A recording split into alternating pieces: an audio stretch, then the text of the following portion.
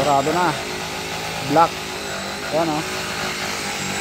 Tapos yung isa naman, meron ulit isa.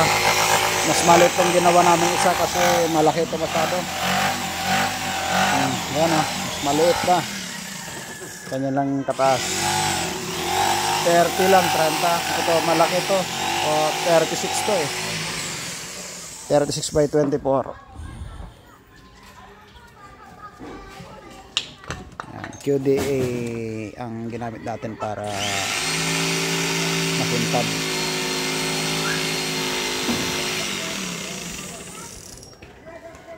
Waterproof na pa kasi ito parang rubber to eh pag tumigas. Ito, parang rubber yan pag tumigas. Ito mga ginagamit sa kisame, sa wall, sa mga kondo, ganito. Permatex o Versatex sa babies. Pagdating sa boys naman, Permatex.